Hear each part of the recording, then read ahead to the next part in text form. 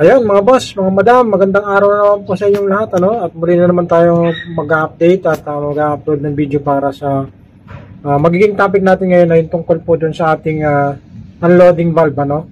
Kung bago kayo sa aking channel, huwag niyo pong kalilimutan mag-like, share, comment at pindutin ang aking subscribe button. Siyempre, napaka-importante po mag-comment kayo sa akin, no? Dun sa mga bagong subscriber natin at bagong makakapanood, baka ito na po yung video ng hinahanap nyo para malaman nyo kung ano yung tamang procedure o proper maintenance ng mga ganitong klaseng unit. So, ayun mga boss. Thank you. Ito pong unloading valve is part po ng ating air screw compressor, ano? Tapos, itong pinapakita ko sa inyo, ito yung part na magkasama yung female at saka male screw type na nandito sa loob, ano?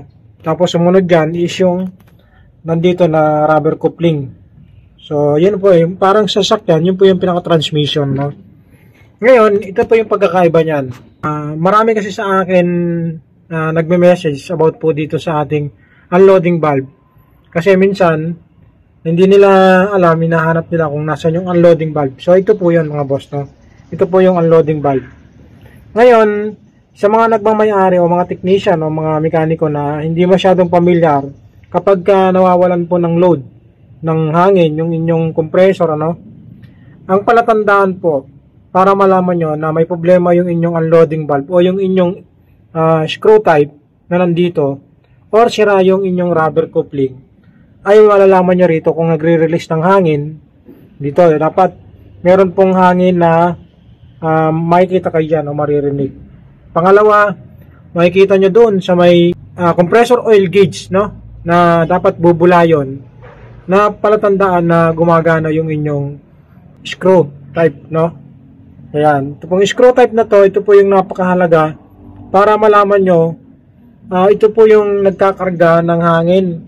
So, ito yung makina, yun yung pinaka-drive nya, yun yung nagda-drive papunta rito sa screw type. At yung screw type natin, yun naman po nag-circulate para makabuo ng hangin. At yung receiver tank na yun, kung makikita nyo, ayan, yung receiver tank na yan, yan naman po yung nagdi-divide ng hangin at saka ng langis. So, ililipat tayo sa kabila. Ito, pakita ko sa inyo.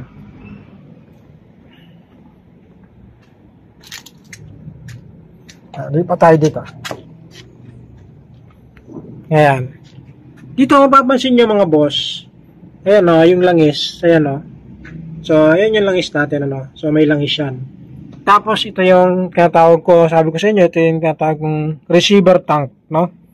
So, iba-ibang klaseng receiver tank yan. Meron yan sa mga airman, o mga denyo, may mga yan, nakahiga. Minsan nakahiga. Minsan, makikita nyo yan, nandito. Ito kasi Atlas. Ang hawak ko nga pala ngayon ng mga unit is Atlas at saka airman compressor ng mga boss, no? Yan. Dito, medyo bigyan ko kayo ng idea. Ito yung tips ko ngayong araw sa inyo mga boss, no? Itong receiver tank na to, ito yung nagdi-divide ng hangin at saka ng langis. Dito rin naiipon yung tinatawag natin na load ng hangin, ano? So, yan naiipon yan. At itong screw type na to, ito naman yung gumagawa ng malaking pressure o nagpo-provide ng pressure. At malalaman niyan kung sira na yung inyong screw type. Pero ako, sa totoo lang mga boss, hindi pa ako nasisira. Sa loob ng 7 taon kong hawak yung mga unit, wala pa akong na-encounter na nasira yung aming screw type, no? Yung female at saka yung male. Ang kadalasan lang, 4 na beses na akong nagpapalit ng rubber coupling, yun nandito sa may kabila. Yun yung talagang nasisira. Papaliwanag ko rin sa inyo sa susunod na video natin kung paano nasisira yung rubber coupling na nandito, no? So ngayon, sa mga nagtatanong at mga nagme-message sa akin at yun nga tungkol sa bakit walang supply, walang load, no? Yung inyong tinatawag na pag umandar na yung makina, dapat maglo-load siya. So hindi po ganoon, may iba-ibang procedure po. Kapag airman po, dapat pipindutin niyo po yung load, no? Yung loading. May tinatawag po yung loading. Kagaya po rito sa amin, ito kasi mga modelo to eh. Kapag meron po tayong loading valve, loading push button dito, ayan oh.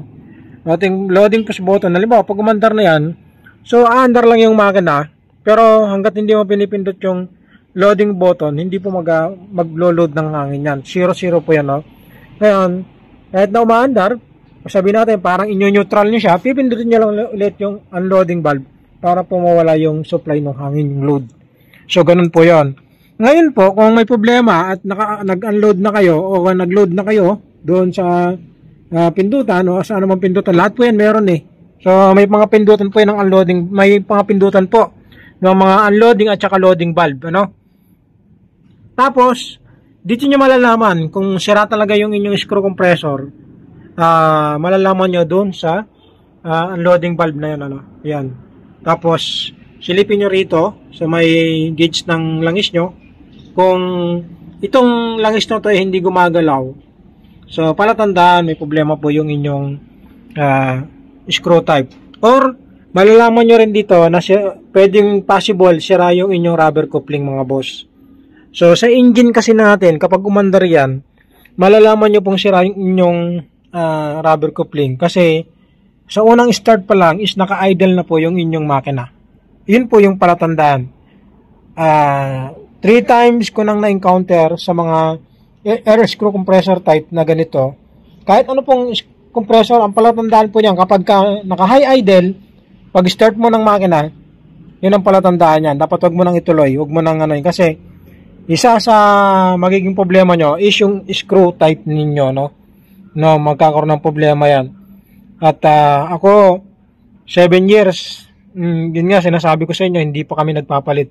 Basta alaga po, nasa proper po yung inyong makina at maayos po yung inyong pagme-maintenance ng unit, ano.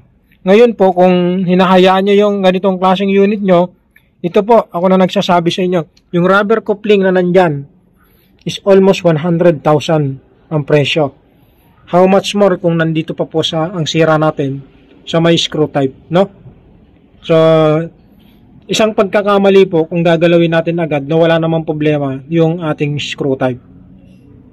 So, tip number 1 po yon. Tip number 2, kung kayo small businessman o businesswoman at alam nyo naman na at may alam kayo kahit papano o may alam yung technician nyo na hindi pa dapat galawin yan, ako na nagsasabi nyo, punta muna kayo sa minor troubleshooting bago nyo galawin yung part na to, no?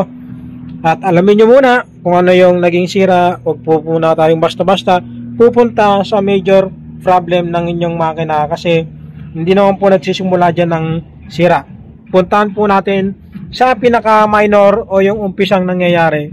Alamin yung history, alamin yung naging trouble bago nyo galawin yung side na yon, ano. Ayun mga boss, ako na nagsasabi sa inyo, screw type compressor, rubber coupling, wag nyo pong basta-basta mamaliitin yung presyo ng mga yan.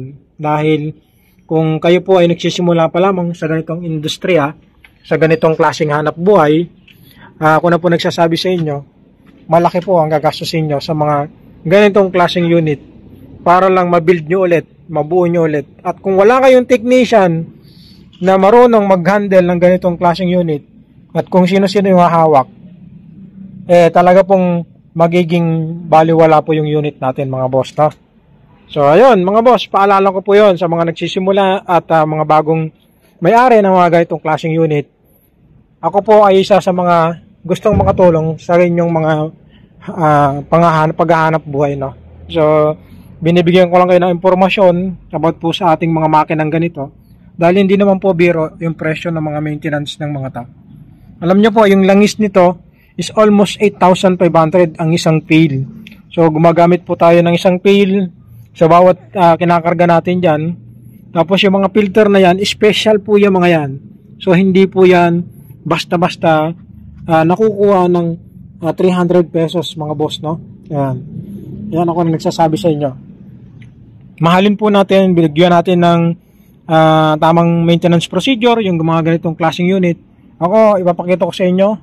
Ito yung mga unit na hawak ko, Herman.